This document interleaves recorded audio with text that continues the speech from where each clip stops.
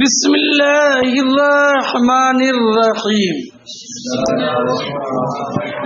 باب ما اصاب النبی صلی اللہ علیہ وسلم من الجراح یوم احد.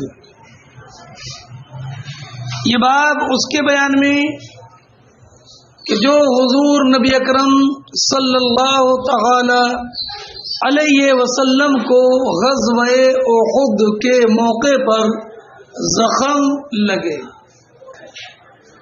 میں نے آپ کو بتایا کہ حضور نبی اکرم صلی اللہ تعالی علیہ وسلم کے پر 30 تلوار کے 70 ضربیں لگائی گئیں. 70 ضربیں. لیکن اللہ رب العزت نے اپنے فضل و کرم سے اپنے حبیب علیہ الصلوۃ والسلام کو ان ضربوں سے محفوظ رکھا. البتہ عتبہ بن ابی وقاص ان کی تلوار سے حضور نبی اکرم علیہ الصلوۃ والسلام کے 4 دندان مبارک میں کسر واقع ہوا، جن کو رباعی کہا جاتا ہے. اور حضور نبی اکرم علیہ الصلوۃ والسلام کے چہرے انور پر جو لوہے کی ٹوپی تھی، اس کی جو لڑی تھی، اس کی لڑی چبھنے کی وجہ سے آپ کے چہرے پر زخم لگ گیا تھا. اس موقع پر حضور نبی اکرم علیہ الصلوۃ والسلام نے ارشاد فرمایا تھا کہ اللہ رب العزت جل جلالہ کا غضب اس قوم پر بہت سخت ہوتا ہے جو قوم اپنے رسول کے ساتھ ایسا کرے. حضور نے اپنے دندان مبارک کی طرف اشارہ کر کے فرمایا اور ارشاد فرمایا کہ اللہ کا غضب اس شخص پر بھی سخت ہوتا ہے کہ جس کو اللہ کا رسول قتل کر دے اور یا وہ اللہ کے رسول کو شہید کر دے. حضور نبی اکرم علیہ الصلوۃ والسلام کے چہرے انور اور آپ کے دندان مبارک کے درمیان سے خون نکل رہا تھا. تو حضرت علی کرم اللہ تعالی وجہ الکریم اپنی تلوار کی میان میں پانی لے کر کے آ رہے تھے اور حضرت فاطمۃ الزہرا رضی اللہ تعالی عنہا حضور کے زخم کو دھو رہی تھی. لیکن پانی سے دھونے کی وجہ سے زخم سے خون اور زیادہ بہ رہا تھا.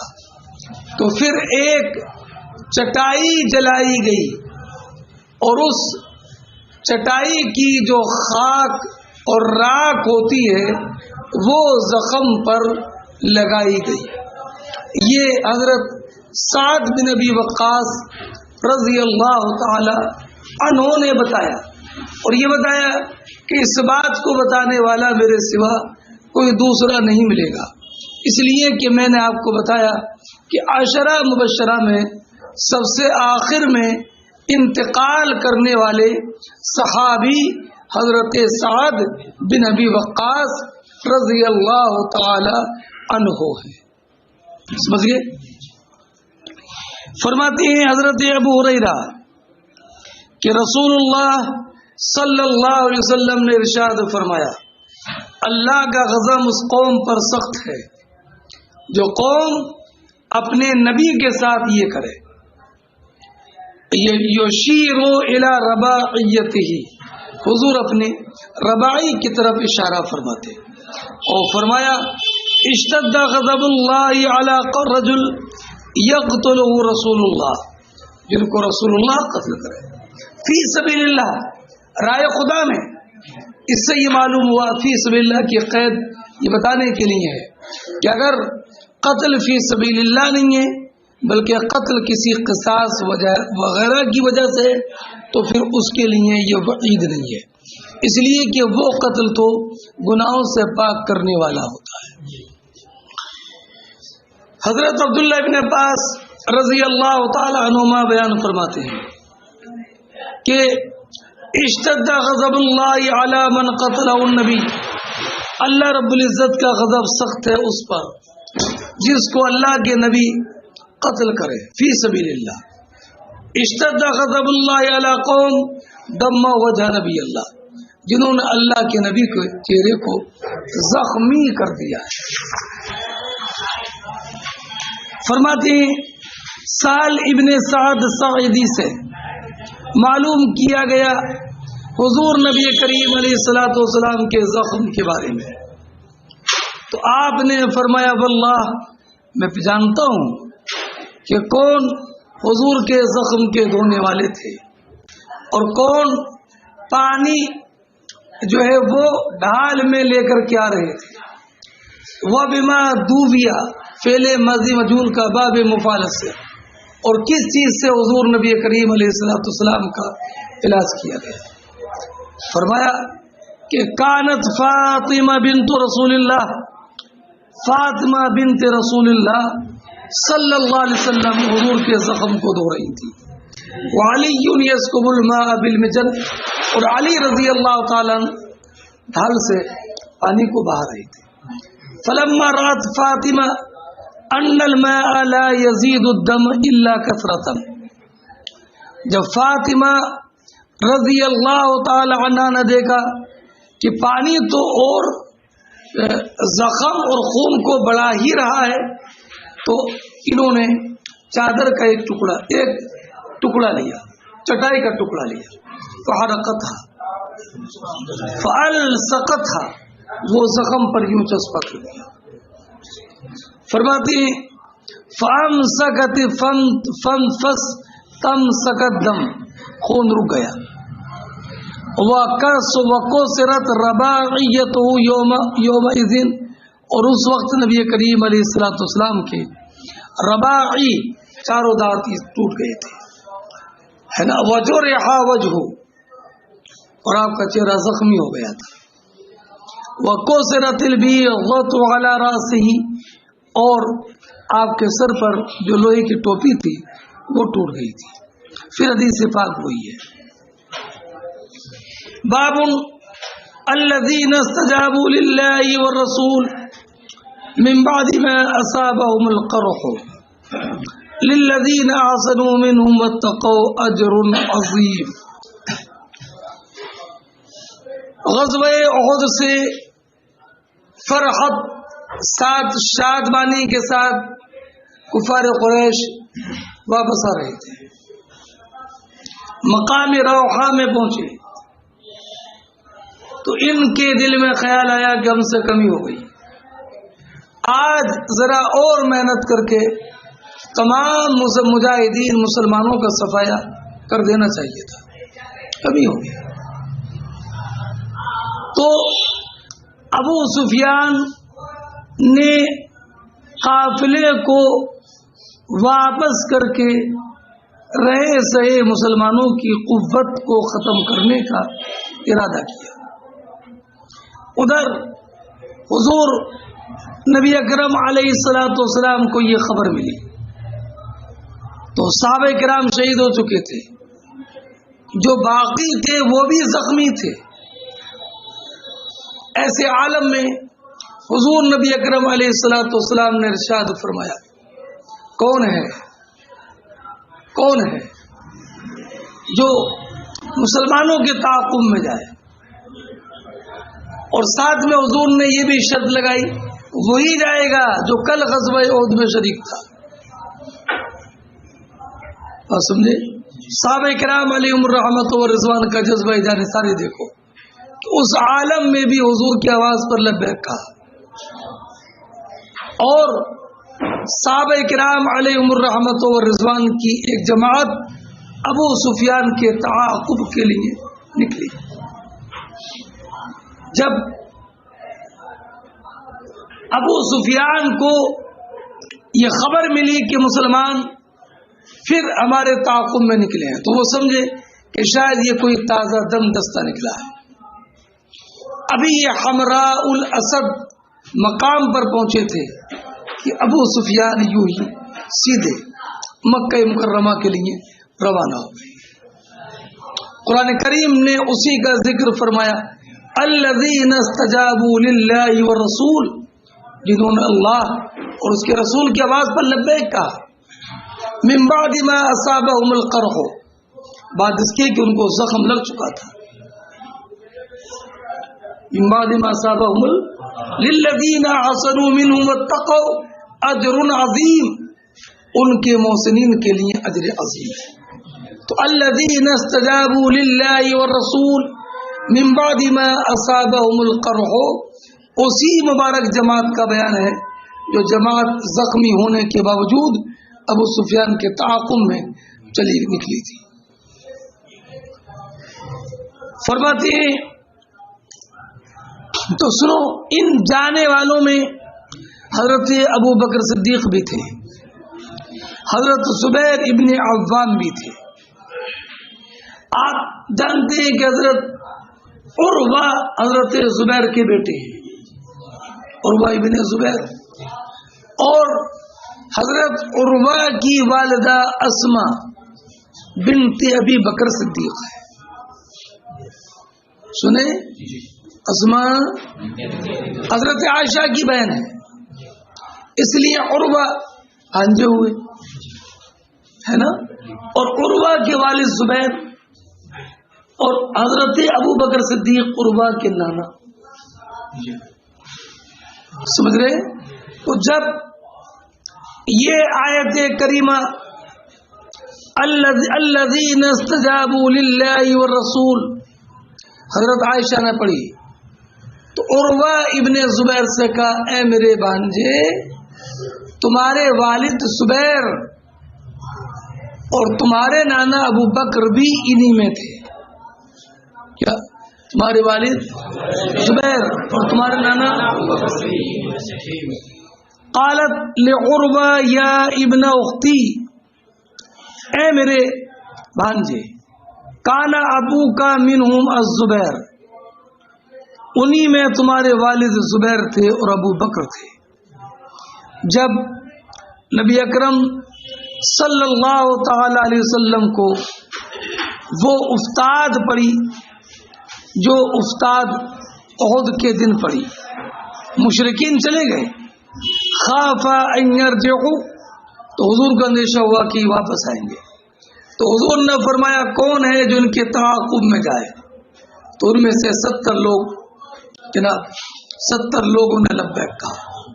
قال عروہ کہتے ہیں فیہم ابو بکر و زبیر، یہ بات ان مسلمانوں کے بارے میں جو غزوہ احد میں شہید ہوئے تھے، ان میں حمزہ بن عبد المطلب ہیں، یمان ابن حذیفہ ہیں،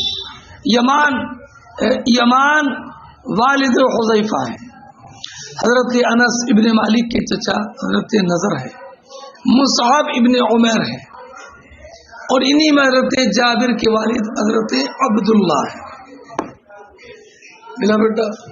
حدثني عمرو بن علي قال حدثنا معاذ ابن هشام قال حدثني ابي عن قتادة قال ما نعلم حجا من احياء العرب اكثر شهيدا اعز يوم القيامة من الانصار۔ فرماتے ہیں ابو قتادہ حضرت قتادہ، عرب کے قبیلوں میں سے ہمیں کوئی ایسا قبیلہ معلوم نہیں ہے جن میں شہداء کی تعداد زیادہ ہو۔ سنیں، قیامت کے دن زیادہ معزز ہو، ہمیں عرب کا کوئی قبیلہ انصار کے علاوہ کوئی دوسرا معلوم نہیں ہے، یعنی انصار ہی کا قبیلہ وہ ہے کہ جس کے شہداء کی تعداد زیادہ ہے، انصار کا قبیلہ ہی وہ ہے جو قیامت کے دن معزز ہے۔ سمجھے؟ اور قیامت کے دن معزز اسی لیے ہے کہ اس سنسار میں شہداء کی تعداد زیادہ ہے. کیسے زیادہ ہے؟ تو کہا کہ قتادہ نے کہا کہ ہم سے انس ابن مالک نے بیان کیا کہ غزوہ احد میں 70 انصار شہید ہوئے، غزوہ بیر معونہ میں 70 شہید ہوئے، اور یوم جنگ یمامہ میں 70 شہید ہوئے. سمجھ گئے بیٹا؟ اور بیر معونہ حضور نبی کریم علیہ الصلوۃ والسلام کے زمانے میں تھا، اور جنگ یمامہ حضرت ابو بکر صدیق کے دور میں ہوئی تھی مسیلمہ کذاب سے. مسیلمہ کذاب سے. تم میں پہلے کون آیا تھا؟ ادھر آ جاؤ. تو بعد میں آئے کھڑے ہو گئے. فرماتے ہیں حضرت جابر ابن عبداللہ رضی اللہ تعالی عنہ، جابر ابن عبداللہ رضی اللہ تعالی عنہ، ان کے والد عبداللہ بھی شہید ہوئے تھے غزوہ احد کے دن، سمجھے؟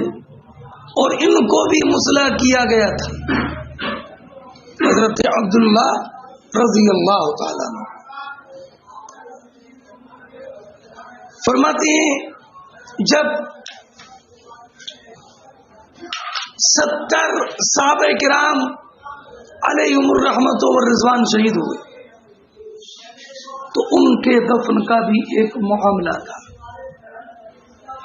تو حضور نبی اکرم علیہ الصلوۃ والسلام نے ایک ایک قبر میں 2 صحابہ کو دفن کیا، اور بیچ میں ہلکی سی مٹی کی آڑ بنا دی.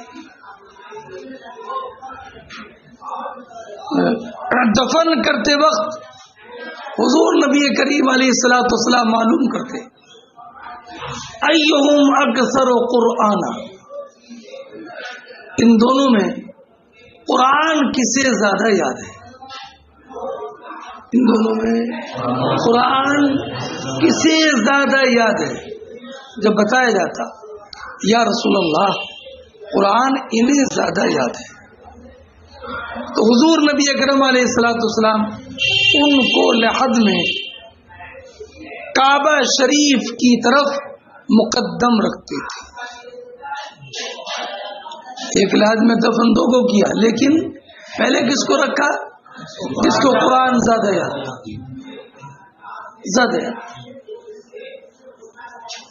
اس سے معلوم ہوا کہ اگر ایسی ضرورت پیش آ جائے تو تقدیم اس کو ہوگی جسے قرآن زیادہ یاد ہوگا. ایسی نماز جنازہ میں اگر کئی جنازے ہیں تو تقدیم اس کی ہوگی جس سے قرآن زیادہ یاد ہوگا. لیکن جنازے کی تقدیم میں فرق یہ ہے کہ مقدم وہ ہوگا جو امام سے قریب ہوگا.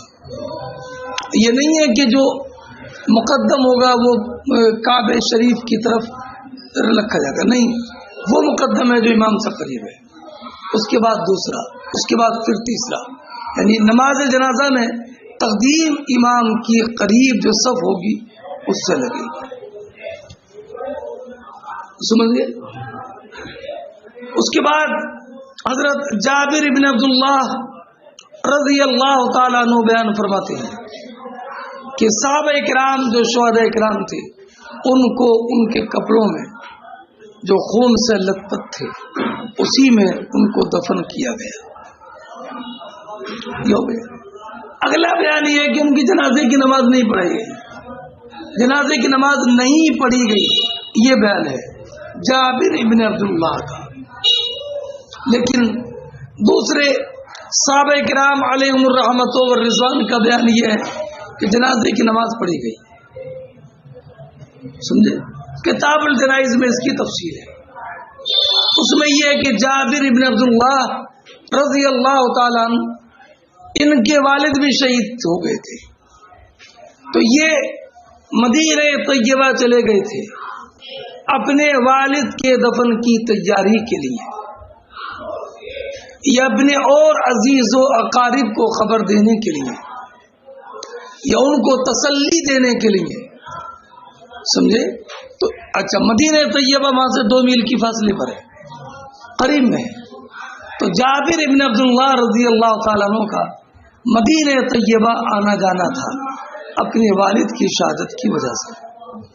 تو اب ان کی غیر موجودگی میں نماز جنازہ ہوگی، یہ اس وقت وہاں پر موجود نہیں تھے، تو یہ اپنا حال اپنا علم بیان کر رہے ہیں کہ مجھے یہ معلوم ہے کہ ان کے جنازے کی نماز نہیں پڑھی گئی۔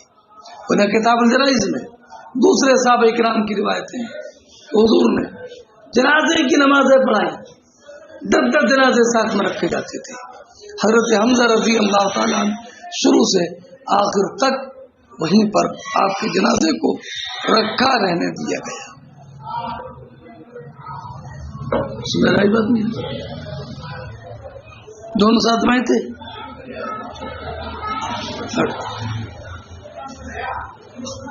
آپ اندر آئے، جائیے کھڑے تھے وہیں کھڑے ہو جاؤ۔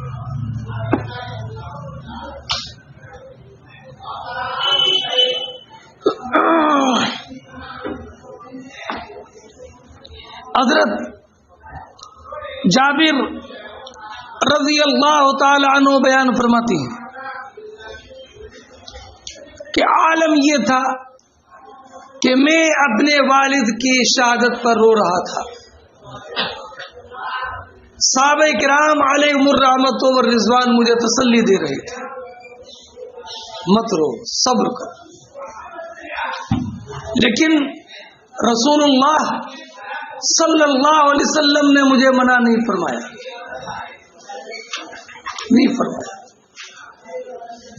یہ بات اگر آپ کے سامنے بیان نہ کی گئی ہو تو سن لیجیے کہ کسی کے انتقال پر اگر بلا اختیار شدت غم کی وجہ سے آنسو نکل آئے تو یہ منع نہیں ہے۔ حضور نبی اکرم علیہ الصلوۃ والسلام کے لخت جگر حضرت ابراہیم کا جب وصال ہوا تو حضور کی آنکھوں میں بھی آنسو تھے، تو صحابہ کرام نے عرض کیا رسول اللہ آپ نے تو میت پر رونے سے منع فرمایا اور آپ کی آنکھوں میں آنسو ہیں، تو نبی کریم علیہ الصلوۃ والسلام نے ارشاد فرمایا وذالک من رقۃ القلب، اور ایک روایت وذالک من رحمت القلب، اور ایک روایت میں ہے کہ یہ آنسو تو اس رحم کی وجہ سے ہیں الذی جعل اللہ فی قلب المؤمن، جو اللہ نے مومن کے دل میں ڈالا ہے۔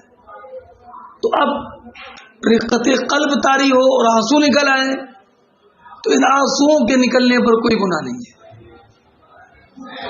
سمجھ رہے؟ یہ منع نہیں، بلکہ اگر انسان رونے پر آئے تو اس کو رونے سے منع کرنا یا ڈانٹنا نہیں چاہیے، اس لیے کہ جب آنکھوں سے آنسو نکل جاتی ہیں تو جو دل و دماغ کا جو غم کا بوجھ ہوتا ہے وہ آنکھوں سے آنسو کے ذریعے نکل جاتا ہے، آنکھیں بھی ٹھنڈی ہو جاتی ہیں، دماغ بھی ہلکا ہو جاتا ہے۔ اس لیے اگر رونے کی وہ کیفیت طاری ہو جائے جس میں آنسو نہ بہے تو یہ انسان کے دماغ کے لیے بہت مضر ہوتا ہے، اور اگر آنسو نکل جاتے ہیں تو اس رونے کا اثر دماغ پر مضر اثرات پیدا نہیں کرتا ہے، سمجھ گئے؟ اس لیے شدت غم کو ہلکا کرنے کے لیے اللہ رب العزت جل جلالہ نے اپنی قدرت کاملہ اور احسن خلق سے یہ بھی رکھا ہے کہ آنکھیں آنسو نکال دیتی ہیں۔ اس لیے حضور نے فرمایا ان القلب لا يحزن وان العين لتدمع، دل رنجیدہ ہوتا ہے، آنکھیں سے آنسو نکلتے ہیں، سمجھ گئے؟ اسی لیے ایک بیماری یہ بھی ہوتی ہے انسان کو کہ اس کی آنکھوں میں آنسو نہیں آتے.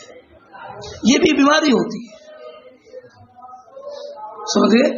اور وہ انسان کسی نہ کسی طور پر دماغی بیمار ہوتا ہے.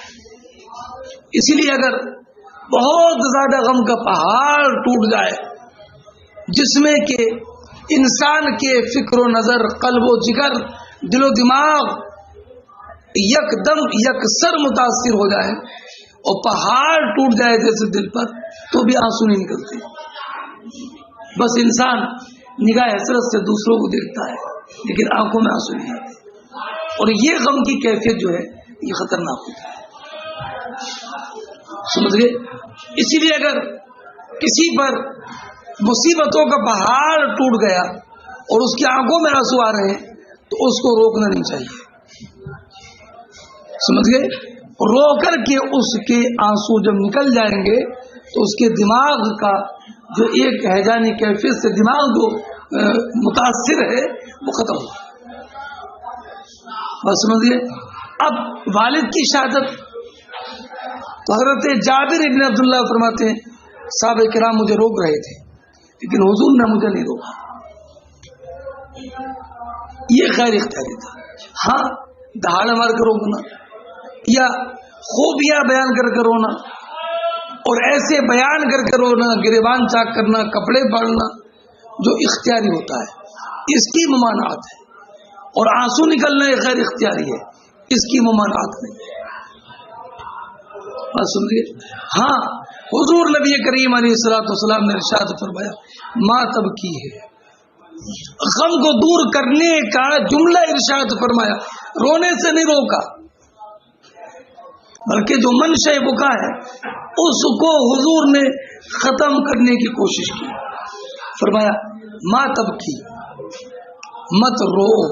یہ مانا فیا حمزہ استفہام کا ہو, ما استفہام, ما تبکی, کیوں روتے ہو؟ تمہارے والد کا مقام تو اللہ نے اتنا بلند فرما دیا, اتنا بلند فرما دیا کہ ان پر فرشتے اپنے پروں سے سایہ کیے ہو. اتنا بلند فرما دیا, اتنا بلند فرما دیا کہ فرشتے اپنے پروں سے ان کا سایہ کیے ہو.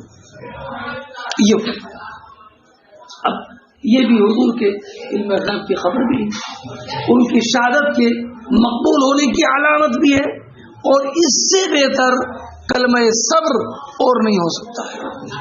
تو حضور نبی کریم علیہ الصلوۃ والسلام نے اتنی عظیم خوشخبری سنائی, ان الملائکۃ لتضع باجنحتها.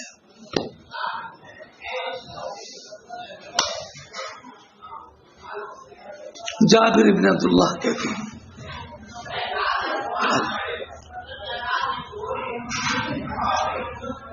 ادھر آتے,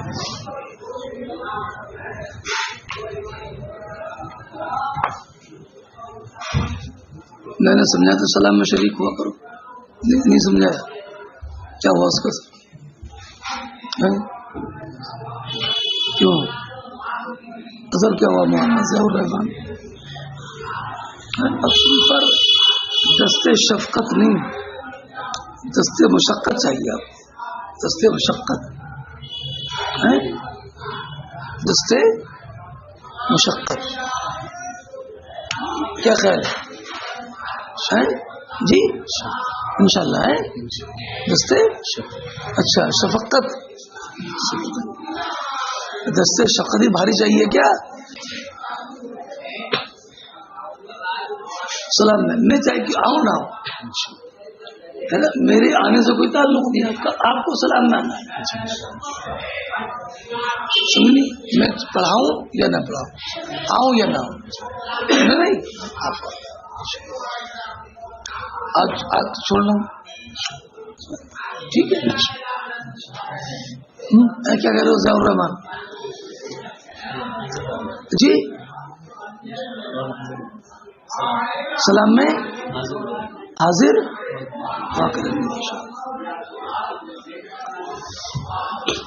فرماتے ہیں جابر ابن عبداللہ کہ نبی کریم علیہ الصلوۃ والسلام کانا یجمع بینا, حضور ایک ہی کفن میں احد کے شہداء میں سے دو کو جمع کرتے تھے. فرماتے ایہم اکثر اخذا للقرآن، ان میں سے قرآن زیادہ کسے یاد ہے؟ فَإِذَا أُشِيرَ لَهُ إِلَىٰ حَدٍّ، جب حضور کے سامنے کسی کا اشارہ کر دیا جاتا تو قدمہ فی اللہ، حضور صلی اللہ حد میں آگے رکھتے اور فرمایا انا شہید علی ہؤلاء یوم القیامہ، میں قیامت کے دن ان پر گواہ ہوں۔ اور حضور نے حکم دیا کہ ان کو ان کے دفن خونوں ہی میں دفن کر دیا جائے۔ ولم یصلی علیہم، یا ولم یصلی علیہم، ان کے جنازے کی نماز نہیں پڑھائی گئی۔ میں نے آپ کو بتا دیا کہ بعض روایتوں سے ثابت ہے کہ پڑھائی گئی اور مثبت نافی پر مقدم ہے، اور ان کی وجہ میں نے ابھی آپ کے سامنے عرض کی ہے۔ ولم یغسل، حضرت جابر بن عبداللہ کہتے ہیں کہ جب میرے والد شہید ہو گئے تو میں حضور کے چہرے سے کپڑا ہٹا کر رونے لگا، تو اصحاب نبی صلی اللہ علیہ وسلم ینہونی، مجھے روکتے، اور حضور نبی کریم علیہ الصلوۃ والسلام نے منع نہیں فرمایا، اور حضور نے فرمایا لا تبکی، فرمایا ما تبکی ما زالت الملائکہ تزل ظلہ باجنحتها، فرشتے برابر، رحمت کے فرشتے برابر ان پر پروں سے سایہ کر رہے ہیں، یہاں تک کہ ان کے جنازے کو اٹھا دیا۔ اب میں نے پہلے آپ سے بتایا تھا کہ یہ حضور نبی اکرم علیہ الصلوۃ والسلام کے خواب کی جو حدیث ہے اس کا ایک یہاں پر جملہ ہے، یہ حدیث بعد میں آئے گی، آج آ گئی۔ حضور نبی اکرم علیہ الصلوۃ والسلام نے ارشاد فرمایا میں نے خواب دیکھا، انبیاء کے خواب وحی ہوتی ہے۔ آپ نے فرمایا پڑھا ہے کہ انبیاء کی نیند ناقض وضو نہیں ہوتی، اس لیے کہ دل بیدار رہتا ہے، پڑھا نا، دل بیدار رہتا ہے۔ سنیں تو اب دل بیدار کیوں رہتا ہے یہ سنو، وسیم تمہیں کھڑا کیا میں نے، یہ آپ کے لیے اضافی بات ہے۔ دل بیدار کیوں رہتا ہے؟ سنیں نہیں تم پہلے آگے تم سننا، دل بیدار کیوں رہتا ہے؟ چلو نہیں بتاتا، کل پھر کھڑا کروں گا تو پھر بتا دوں وسیم آج ناراض تو نہیں رہو گے؟ ختم ہو جائے گی ناراضی؟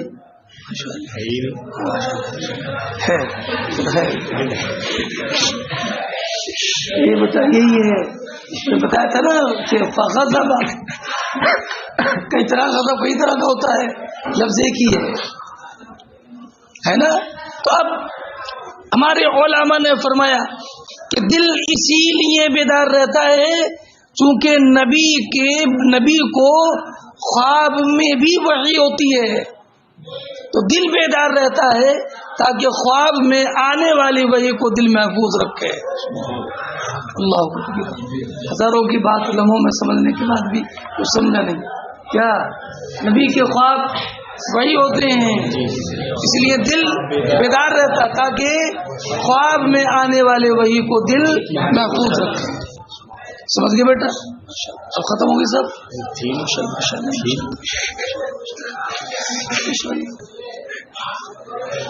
ہے نا؟ فرماتی ہیں اب بیٹا تو حضور نے خواب دیکھا، کیا خواب دیکھا؟ تلوار حضور نے خواب میں ایسے لہرائی، تلوار لہراتے تو تلوار ٹوٹ گئی، دھار اس کی مڑ گئی۔ اب حضور نے دوبارہ اس تلوار کو گھمایا، لہرایا تو تلوار پہلے سے زیادہ بہتر ہوئی۔ یہ خواب کا ایک حصہ، اور ایک حضور نے خواب میں بقرہ کو قربان ہوتا ہوا دیکھا۔ کیا کرو گے بیٹا؟ ہے نا بقرہ، سمجھ گئے بیٹا؟ ارے بقرہ کی اردو جانتے ہو نا، ہے نا؟ سمجھے، گائے کو ذبح کرتے ہوئے دیکھا۔ اب حضور کے خواب کی تعبیر، وہ جو تلوار پہلے لہرائی اور ٹوٹ گئی، وہ ٹوٹنا وہی صحابہ کرام کی شہادت ہے۔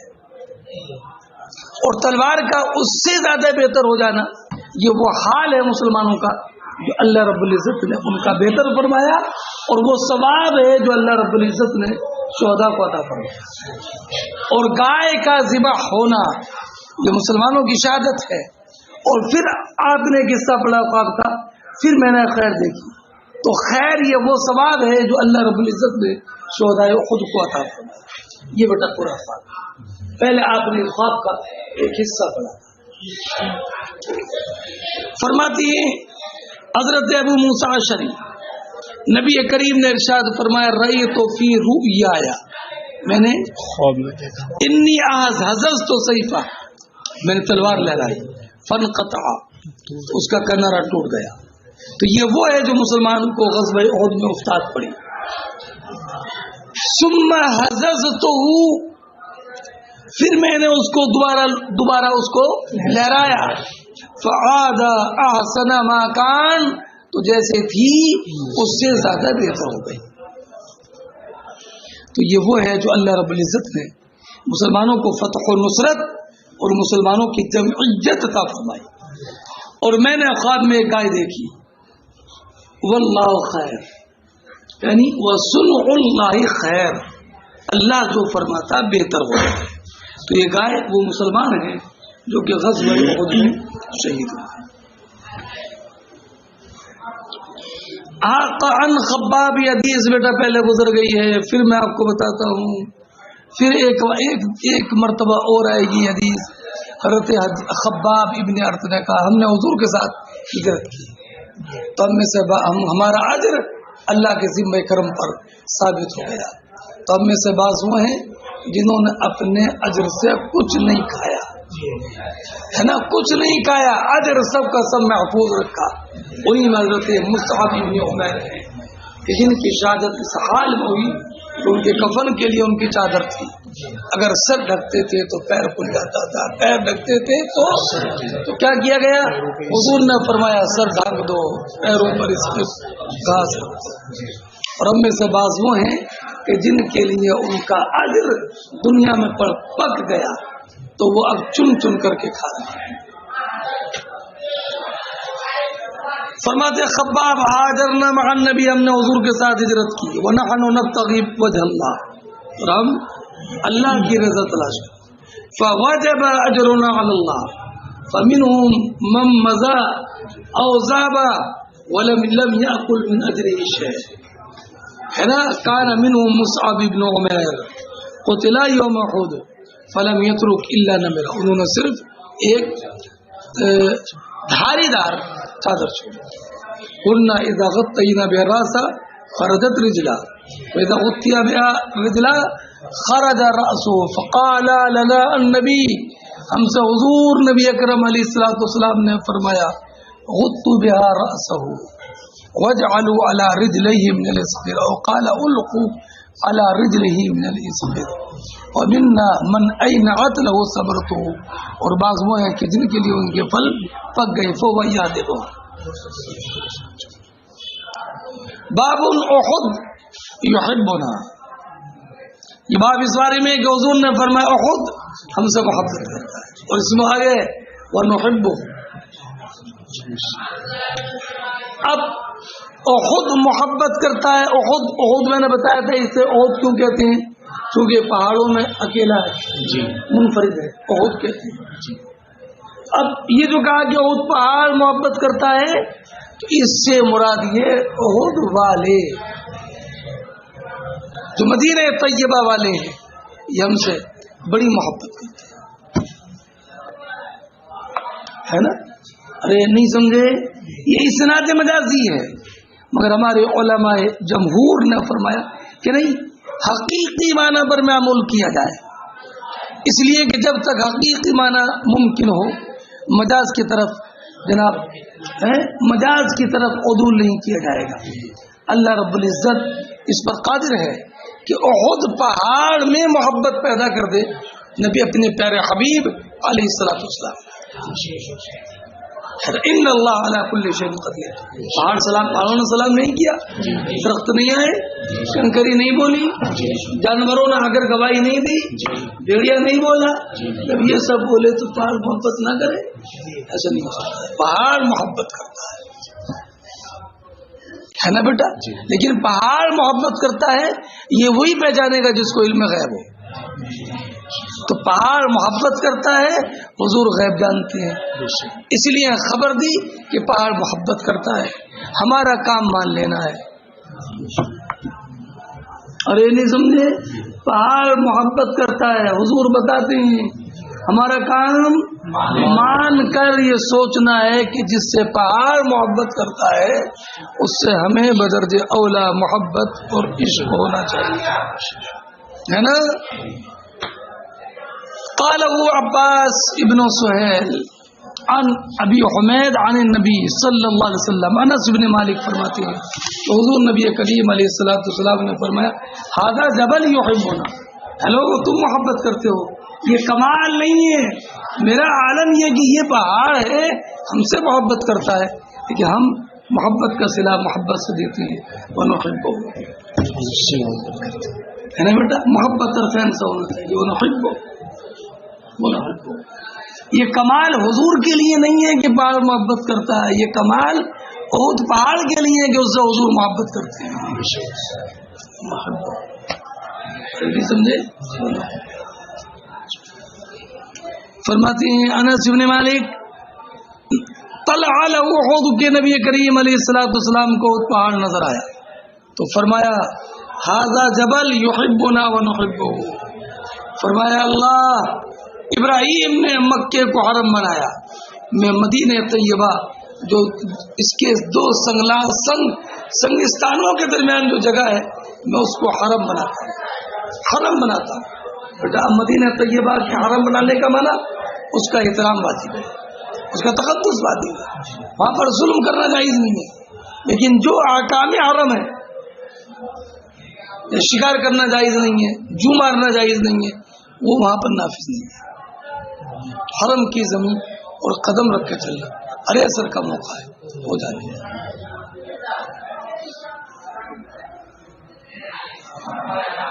ہاں رہے مدینہ ہے, غافل ذرا تو جاگ, وہ پاؤں رکھنے والے یہ جا چشم و سر کی ہے.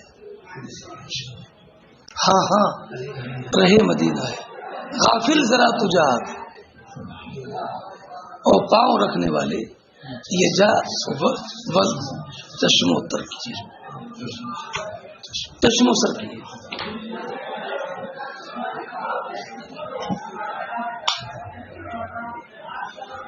اب کچھ لوگ ادھر پھرتے ہیں جناب, ارے سر کا موقع ہے ہو جانے والا. تو سر کا موقع بیٹا یہ محاورہ ہوتا ہے, ارے آپ بلائیں گے تو ہم سر کے بلائیں گے,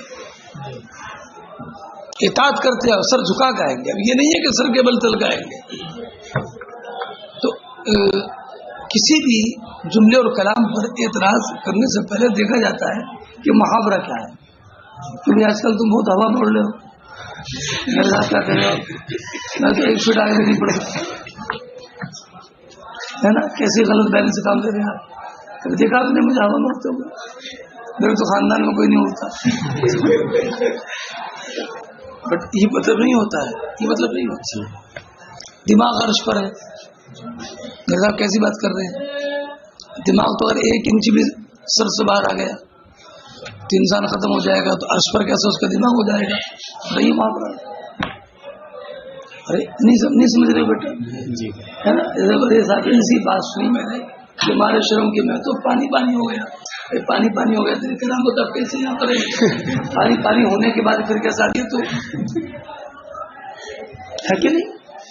پانی ہو گیا, ہمارے شرم کے میں پانی ہو گیا, کہاں ہو گیا پانی, پھر انسان کیسا بن گیا.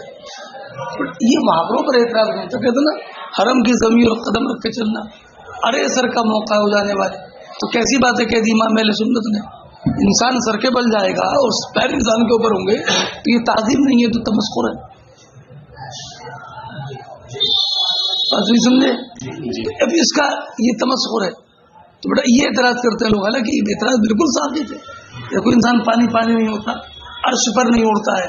ایسے سر کے بل جانے کا مطلب یہ نہیں ہے کہ جناب سر نیچے کر کے جائے، بلکہ مراد یہ کہ نہایت عاجزی، تواضع ہے نا، اور نہایت خمیدہ سر، آنکھیں نیچی، مارے حیا کے، ہاتھ بندھے ہوئے، کمال ادب کے ساتھ جائے ہے نا. اور تو پیر سے چل رہا ہے ایسے جیسے اور جگہ پر چلتا ہے، تو یہ مطلب ہے.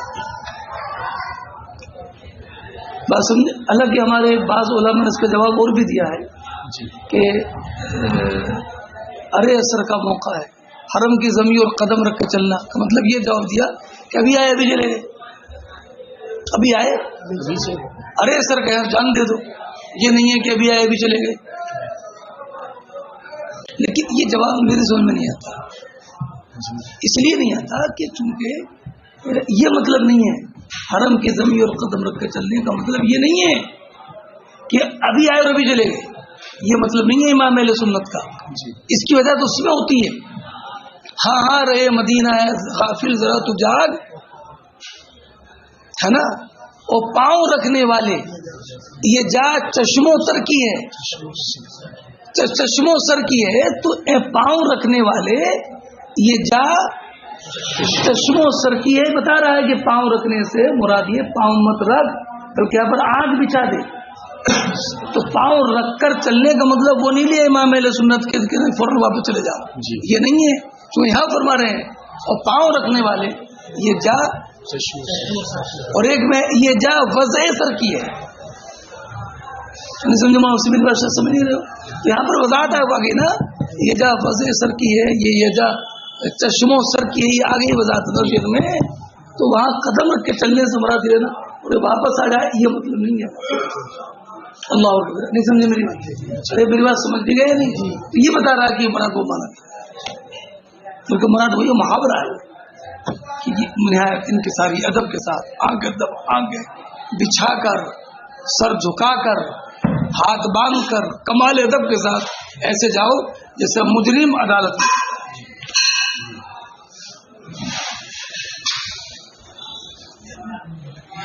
ہاں اگلی روایت بیٹا عقبہ بن عامر کی آپ نے پڑھی ہے.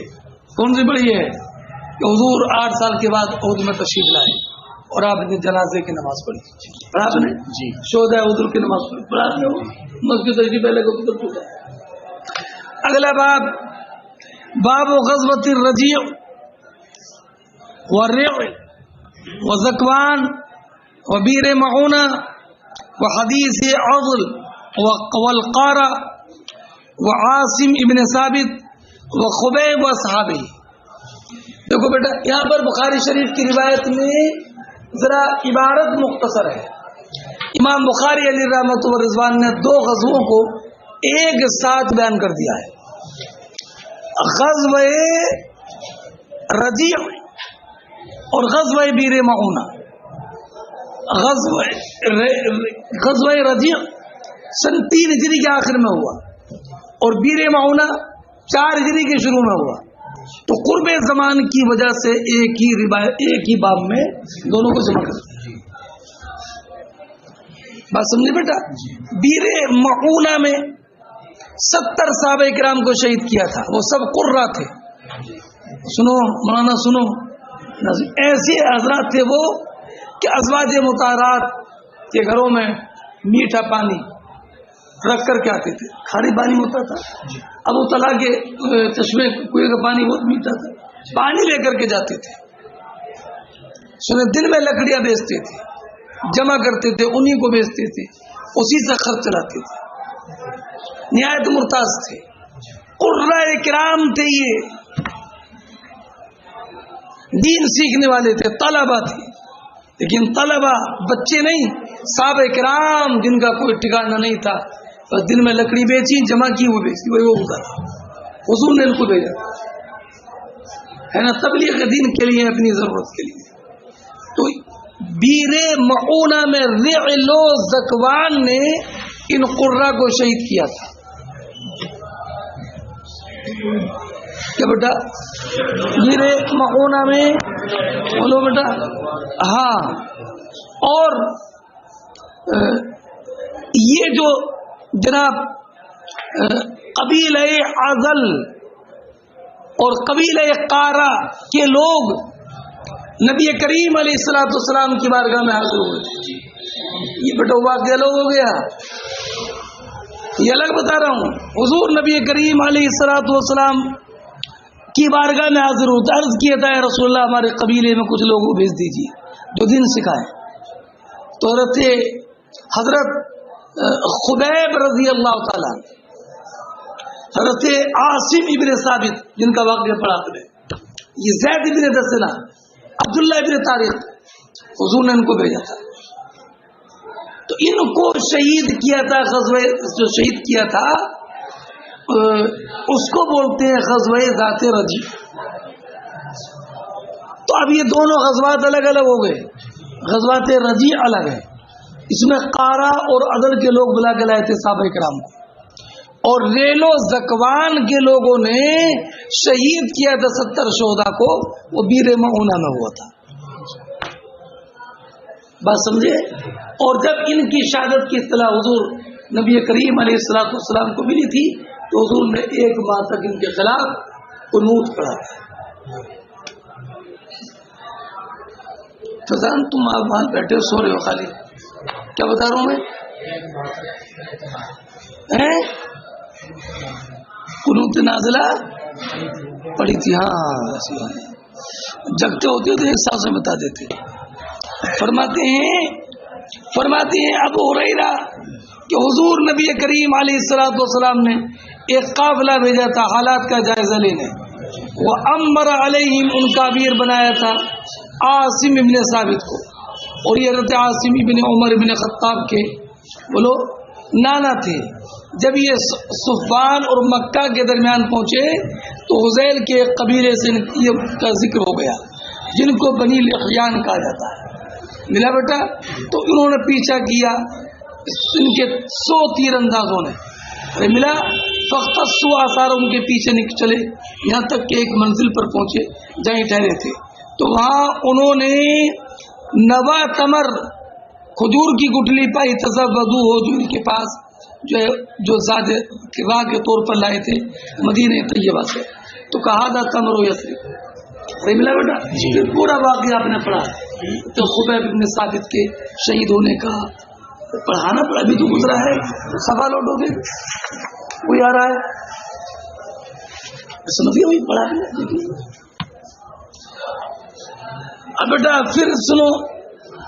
اور حضرت عاصم کے جسم کا حصہ کاٹنے کے لیے بھیجا تھا تو شاید کی مکھیوں سے اللہ نے ان کی حفاظت فرمائی. پڑھا نا؟ اگر دیکھو بیٹا، حدثنا عبداللہ بن محمد قال حدثنا سفیان انا من قال سمعت جابر یقول، جس نے قتل کیا خبیب کو وہ ابو سروع تھا. پڑھا آپ نے؟ حضرت انس بن مالک کی روایت ہے کہ حضور نے 70 لوگوں کو بھیجا تھا کسی حاجت کے لیے جنہیں قرہ کہا جاتا ہے. تو قبیلہ بنی سلیم کے 2 قبیلے ریل و زکوان ایک کنویں کے پاس ان کے سامنے پیش آئے جنہیں بیر معونہ کہا جاتا ہے.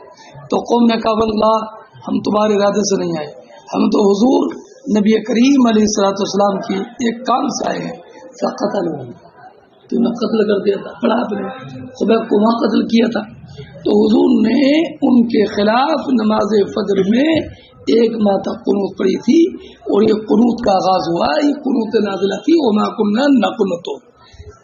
ملا؟ انس سے قنوت کے بارے میں سوال کیا گیا تو کہا کہ قنوت رکوع کے بعد ہے، قرات سے فارغ ہونے کے بعد. تو کہا نہیں، بلکہ قرات سے فارغ ہونے کے. ملا بیٹا؟ انس بن مالک کہتے ہیں کہ حضور نے 1 ماہ تک رکوع کے بعد قنوت پڑھی. آپ عرب کے قبیلوں کے خلاف دعا کر رہے تھے. اختر سو گئے بیٹا. فرماتے ہیں انس بن مالک کہ ریل و زکوان اور سیاح بنو لحیان انہوں نے حضور سے اپنے دشمن کے خلاف مدد چاہی تھی. تو حضور نے ان کی مدد اور دین کی تعلیم کے لیے 70 انصار کو بھیجا تھا. ہم انہیں قرہ کہتے تھے ان کے زمانے میں. ان کا کام یہ تھا یعتقبون بالنہار، وہ لوگ دن میں لکڑیاں جمع کرتے اور رات میں نماز پڑھتے، یہاں تک کہ جب بیر معونہ میں پہنچے تو انہیں وہ لوگ قتل کر دیا. ان کے ساتھ دھوکہ کیا. حضور کو خبر ملی تو آپ نے صبح کی نماز میں 1 ماہ تک قنوت پڑھا. عرب کے قبیلوں کے خلاف دعا کرتے، زکوان اوسیہ بنی لحیان. ملا؟ انس کہتے ہیں کہ ہم نے ان کے بارے میں قرآن کی آیتیں پڑھی. رفع ملا، بعد میں وہ آیتیں منسوخ تلاوت ہو گئی. اور آپ نے نسخ کی 4 صورتیں پڑھی ہیں نا. ایک صورت کیا ہے کہ حکم بھی منسوخ ہو، تو یہ وہ آیت ہے جس کی تلاوت منسوخ ہو. کیا آیت تھی بیٹا؟ کیا آیت تھی؟ بلغوا عنا قومنا انا قد لقينا ربنا فرضي عنا وارضانا. ہم سے ہماری قوم کو پہنچا دو، ہم نے اپنے رب سے ملاقات کی، ہم سے رب راضی اور ہم اپنے رب سے راضی. ملا بیٹا؟ ہاں. پھر وہی حدیث پاک ہے. اگلے حدیث کو حدثنا سعید عن قتادہ قال حدثنا انس ان اولئک السبعین من الانصار قتلوا ببئر معونہ. ملا قرآن قرانا قرآن ہم ہے نا، ہم نے ان کے بارے میں قرآن کیا نحبہ اسی حدیث کی مثل جو ابھی آپ نے حدیث پاک کی ہے. میرا بیٹا حدثنا موسیٰ بن اسماعیل سے بات آگے چلی.